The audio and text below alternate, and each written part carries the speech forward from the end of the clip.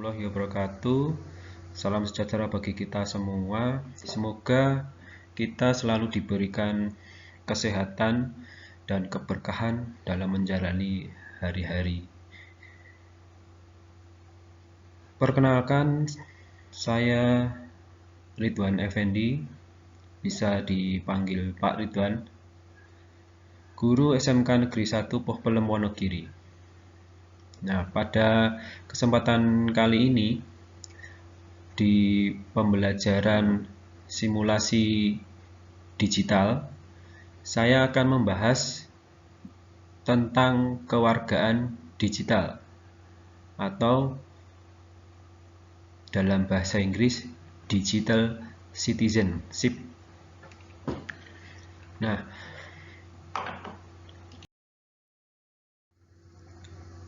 tujuan dari pembelajaran ini, setelah mengikuti pembelajaran, siswa mampu yang pertama menyajikan pengertian dan komponen kewargaan digital, yang kedua menerapkan kewargaan digital dalam komunikasi daring. Hal yang melatar belakangi pembelajaran kewargaan digital yaitu berkaitan dengan sifat dunia maya atau internet yang tidak mempertemukan individu-individu secara langsung. Hal ini dapat mendorong menipisnya bahkan hilangnya norma-norma sopan santun, tanggung jawab, dan etika dalam berkomunikasi. Maka, untuk mengantisipasi terjadinya hal itu, kita perlu mempelajari tentang kewargaan digital. Oke, kita masuk dalam pembahasan materi. Yang pertama, mengenai pengertian warga digital. Kemudian yang kedua, pengertian kewargaan digital. Hal ini merupakan dua hal yang berbeda. Nah, kita pahami bersama-sama pengertian warga digital. Warga digital adalah orang yang sadar tentang hal baik dan hal buruk, sehingga dapat menunjukkan kecerdasan perilaku teknologi yang kemudian bisa membuat pilihan secara tepat saat menggunakan teknologi, serta memanfaatkan teknologi tersebut untuk membentuk suatu komunitas untuk bekerja dan berkreasi. Nah, berkreasi apa sih? Nah, ini ya pengertiannya. Berkreasi itu menuangkan pengetahuan dan kemampuan untuk mengoperasikan teknologi yang mengekspresikan sebuah ide atau gagasan, karakteristik, pribadi, maupun tujuan di dunia maya. Pengertian kewargaan digital. Nih, kewargaan digital adalah konsep yang dapat digunakan untuk memberikan pengetahuan mengenai penggunaan teknologi dunia maya dengan baik dan benar. Atau juga dapat didefinisikan sebagai norma perilaku yang tepat dan bertanggung jawab atas penggunaan teknologi. Implikasi materi ini dalam penggunaan teknologi, yang pertama, kita bisa memilih kata, kalimat, ataupun ucapan yang tepat saat berkomunikasi. Kemudian yang kedua, ketika kita melakukan komunikasi dengan orang lain, kita tidak menyinggung pihak lain atau orang lain tersebut sehingga dia tidak merasa sakit hati seperti itu. Kemudian yang ketiga, kita berusaha menjaga informasi yang bersifat rahasia. Nah, kalau informasi yang bersifat terbuka, kita bisa ungkapkan. Tetapi kalau misal ada informasi yang bersifat rahasia, kita jaga, jangan sampai bocor atau ya kita ungkapkan kepada orang yang tidak memiliki kepentingan terhadap informasi tersebut. Gitu.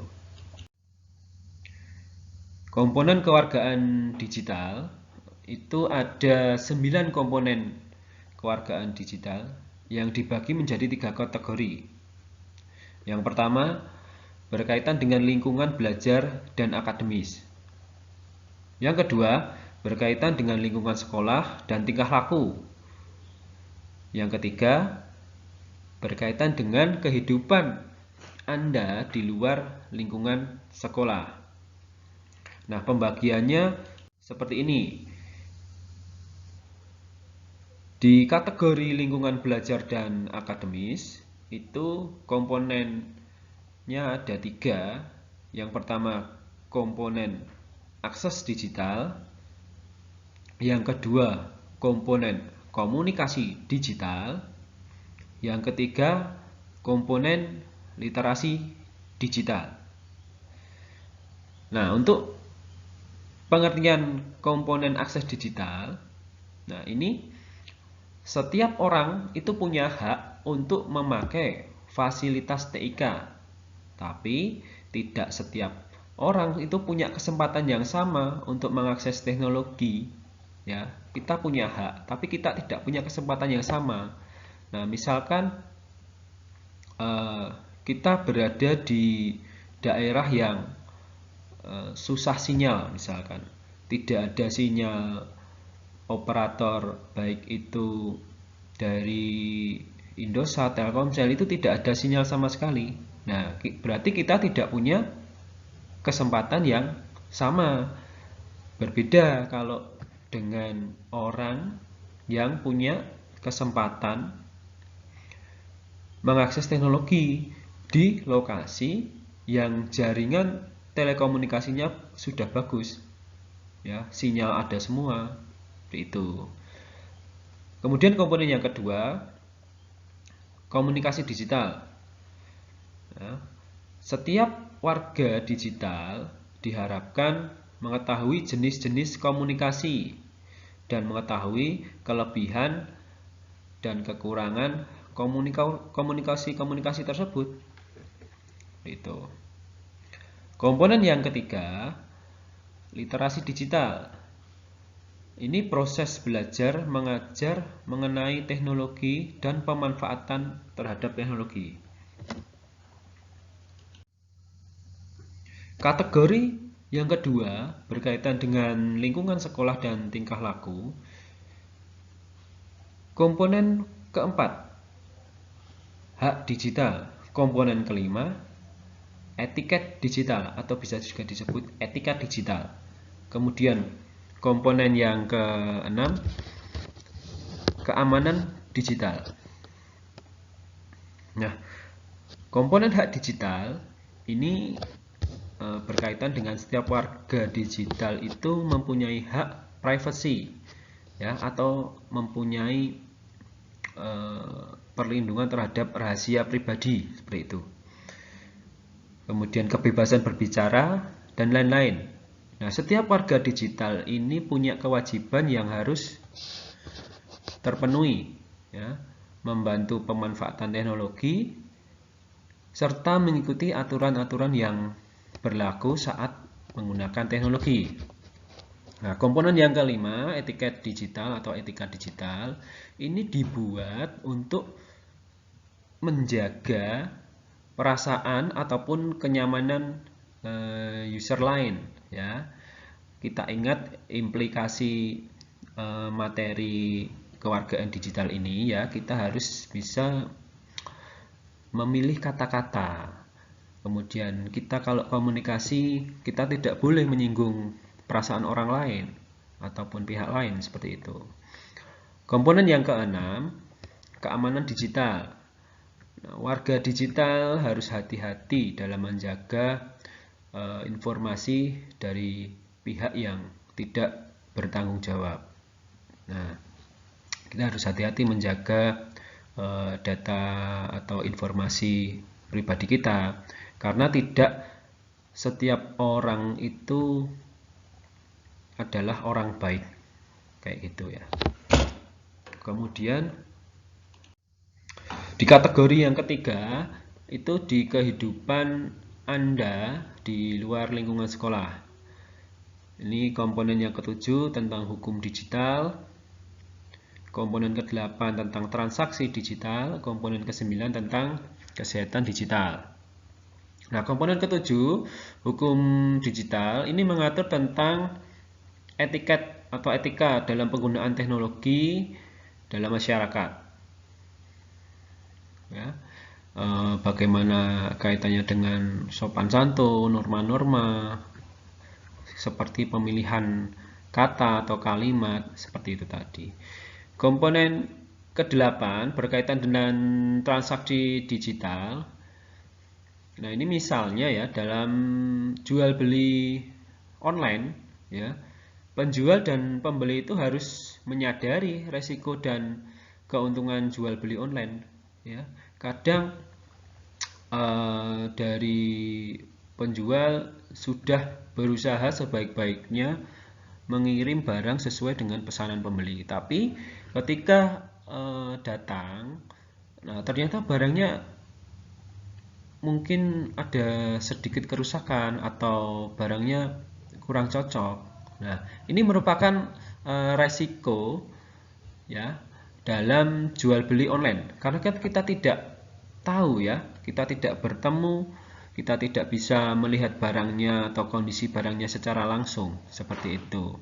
Kita harus paham resiko dan keuntungan jual beli. Ya, keuntungannya banyak ya, kita bisa menghemat waktu, kemudian ya kita tinggal pilih atau mengklik-klik saja, kemudian barang itu kemudian beberapa hari setelahnya bisa datang ke rumah Anda. Kemudian komponen yang ke-9 berkaitan dengan kesehatan digital. Nah, ini dibalik memanfaatkan teknologi digital, ada beberapa hal yang bisa mengancam kesehatan kita, baik itu pun fisik ataupun mental. Nah, kalau untuk mencegahnya, kita harus sadar ya bahaya yang dapat ditimbulkan teknologi digital. Itu, misalnya kalau adanya berita hoax ya, ataupun fitnah terhadap diri kita. Nah, ini kan bisa mengancam kesehatan kita, gitu ya. Ataukah fisik kita, mental kita, pikiran kita. Ya, kalau kita difitnah ya atau ada berita hoax mengenai diri kita yang tidak benar, kalau sudah tersebar di misal media sosial, kan kita istilahnya ya bisa drop mental kita ya. Terus kita juga harus bisa mencegah hal-hal tersebut, dan kita harus sadar kaitannya dengan bahaya tersebut. Kita harus antisipasi. Maka kita perlu juga dalam mempelajari materi ini. Gitu. Nah, ini ada tips ya di pembelajaran kewargaan digital ini. Ada tips namanya THINKS atau singkatan dari THINK. Nah, ini merupakan tata krama untuk menjadi kewargaan digital yang baik dan benar. Kita telah menyadari ya pentingnya kewargaan digital. Nah, tata krama komunikasi ini sinkron juga berkesinambungan dengan menggunakan konsep think ini ya, sebelum kita berkomunikasi di dunia digital, baik itu berkaitan dengan media sosial, contohnya posting di Facebook, Twitter, Instagram, di blog ataupun forum, ataupun kita membuat sebuah video kemudian diupload di YouTube, seperti itu. Nah, apa sih things ini ya, atau ini itu merupakan singkatan ya sebenarnya things ini. Nah, singkatan dari apa? Nah, ini things ini merupakan ya akronim ya atau singkatan. T itu it is true atau benarkah? Itu kalau ini ternyata singkatannya bahasa Inggris, kemudian diterjemahkan seperti itu. It's true, ini pertanyaan. Benarkah? Nah, misalnya, benarkah ini postingan Anda? Tuh. Atau kalau bukan, apakah hanya isu yang tidak jelas sumbernya? Nah, misalkan berita hoax tadi ya, atau fitnah seperti itu. Kemudian H, singkatan dari is it harmful atau menyakitkankah? Nah, apakah postingan Anda itu menyakiti perasaan orang lain? Seperti itu. Kemudian I, is it illegal? Ilegalkah? Apakah postingan Anda ini ilegal? Ilegal itu misalnya kita memakai postingan orang lain atau kata-kata orang lain dan mengakuinya bahwa itu postingan kita. Nah, istilahnya mencuri sebuah informasi, yaitu itu namanya ilegal. Itu enggak diperbolehkan. Nah, ini bisa jadi kita bisa kena undang-undang hak cipta namanya. Kemudian N, is it necessary? Ya, atau pentingkah postingan Anda atau postingan yang Anda postingan yang tidak penting itu akan mengganggu orang lain. Ya, kalau misalkan ya kamu curhat di media sosial, nah itu bisa juga mengganggu ya orang lain yang baca, atau marah-marah, atau bahkan berkata yang tidak bagus, atau posting kata-kata atau kalimat yang tidak bagus di media sosial. Ketika orang lain membaca, pastikan dia yang membaca tersebut merasa terganggu dengan postingan itu. Nah, itu tidak baik untuk dilakukan. Kemudian yang K, is it kind atau santunkah? Ya, santunkah postingan Anda? Tuh. Nah, sudahkah menggunakan kata-kata yang baik? Nah, tidak menggunakan kata-kata yang menyinggung orang lain. Nah, gitu. Kita harus bisa memilih kata-kata atau kalimat yang bagus untuk kita posting ya, atau kita buat story di media sosial kita, seperti itu.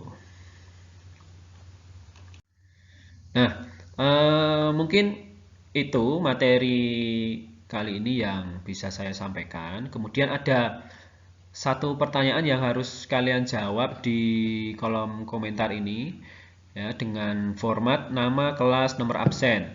Nah, ini pertanyaannya simple ya. Cuma satu saja, bagaimana perbedaan antara warga digital dan kewargaan digital? Tuh. Nah, format menjawabnya seperti ini ya. Nih, nanti kalian coba menjawab. Nah, oke, terima kasih. Semoga pembelajaran ini dapat bermanfaat. Sekian dari saya. Wassalamualaikum warahmatullahi wabarakatuh.